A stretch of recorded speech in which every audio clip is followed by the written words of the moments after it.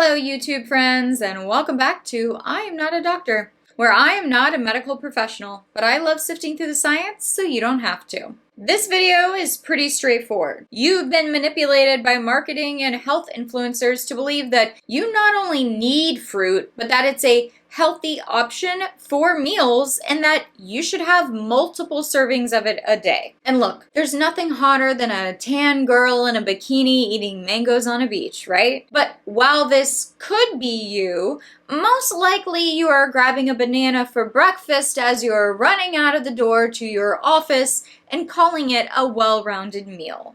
I'm going to tell you why you don't need any fruit in your diet and why cutting back on it could be really impactful for your overall health. To learn why you won't get scurvy if you skip the strawberries, keep watching.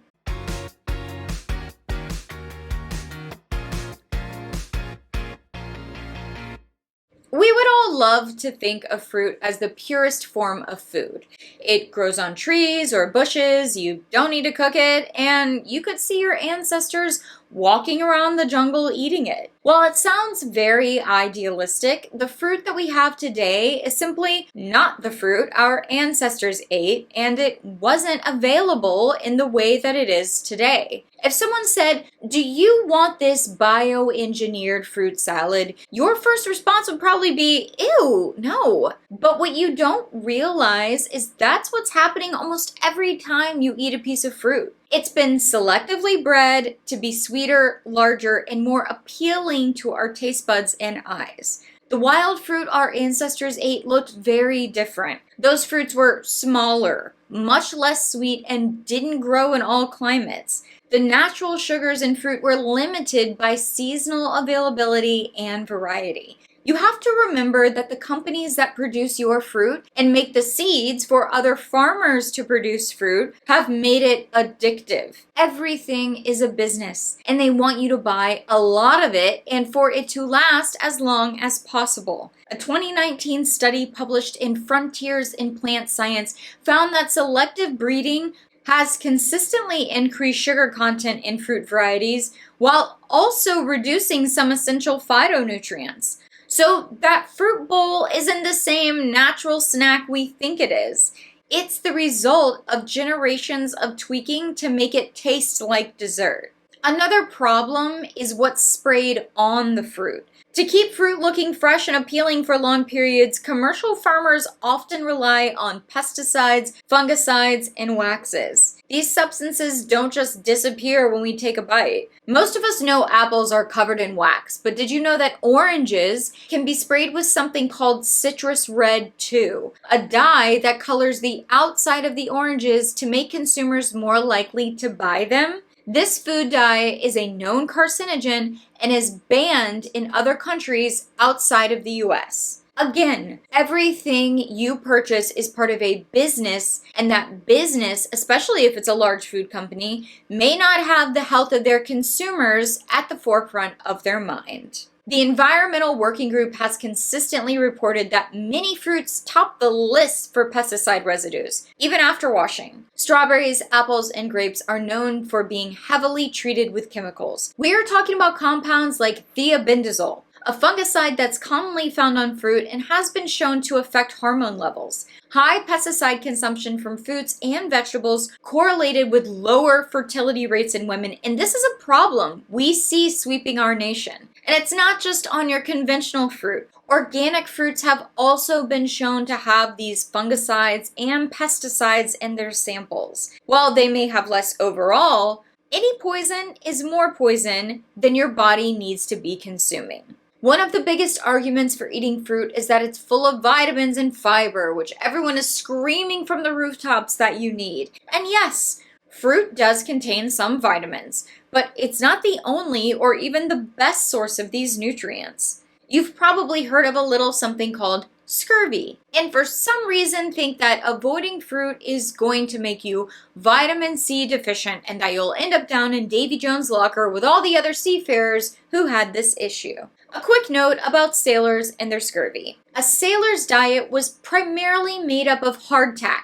an overcooked biscuit made from flour, dried salted meat, and alcohol. This combination of food not only contained no vitamin C, but their lifestyle also contributed to being deficient in vitamin C, so you were getting a 1-2 punch. Hardtack and preserved grains made the majority of the sailors' diet, providing carbohydrates without other nutrients. High carbohydrate intake increases oxidative stress in the body, which in turn raises the demand for antioxidants like vitamin C. This heightened need for vitamin C can exacerbate a deficiency. Tobacco was also common among sailors, and some ships supplied rum or grog as part of the daily ration. Both smoking and alcohol increase oxidative stress and deplete vitamin C levels. Alcohol in particular can interfere with vitamin C absorption and increase its breakdown. And you may think, well, meat must not have any vitamin C because they were eating meat on these ships and they still got scurvy. And this is true. They were eating meat, but because it was cured and preserved, this actually strips the vitamin C out of the meat. Traditional ship rations didn't include fresh meat due to spoilage issues on long voyages.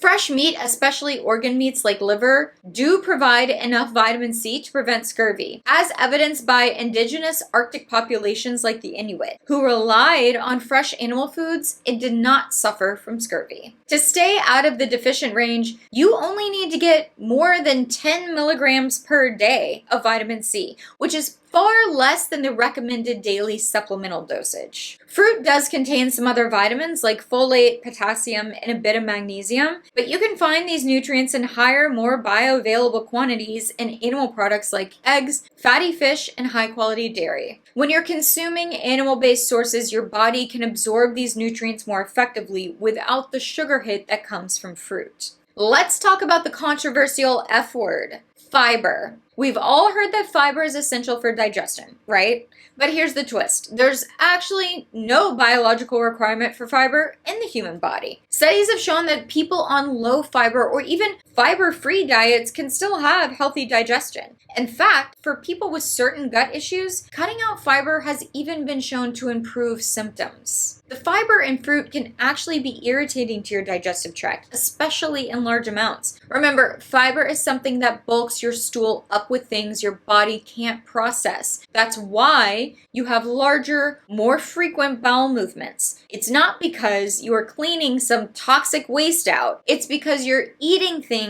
your body doesn't know what to do with. The same thing would happen if you ate plastic and sawdust, but you don't want to do that, right? We've been told that more is better, so companies can market fiber supplements to you. But if you're having digestive issues, why would you want more to digest? Another issue with fruit is the high oxalate content in things like berries and kiwis. This can create all sorts of issues, from painful inflammation in your joints to digestive issues. This is the cause of your kidney stones and arthritis. Typically, berries would only be available for a couple weeks out of the year, giving your body time to dump all the oxalates you might have consumed. Now we have access 24/7, and your body holds on to these excess oxalates, which are like tiny pieces of glass. So we're getting fruit that's not fresh or nutritionally dense, and it's been engineered and stored to look appetizing even when it's not at peak nutritional value. Plus, the long storage means that we're likely to consume fruits covered in preservatives, waxes, and sometimes even dyes to keep them more appealing. We're also contributing to the ongoing glucose issue almost every American has by eating fruit which has as much sugar as a piece of candy. I know I noticed some pretty crazy sugar addiction habits around my fruit intake, and cutting it out was one of the best things I did for my health. You can't truly see what your relationship with something is until you let it go. And like myself, many people use fruit the same way they would use any sugary treat, but they trick themselves into believing it's healthy because it's been marketed that way. You want to truly nourish your body? Here's what I suggest. Focus on fats and proteins. They're nutrient dense, provide lasting energy, and don't come with the sugar spikes or oxalate risks. Foods like eggs, fatty cuts of meat, and fish can provide all the essential vitamins and minerals your body needs without the sugar load. And look, I'm not saying you have to swear off fruit entirely, but treat it as a side snack later in the day rather than a main meal. Enjoy it in small amounts if you like the taste, but remember, it's not the nutrient powerhouse that it's marketed as. We should look at it as a treat, not as a staple.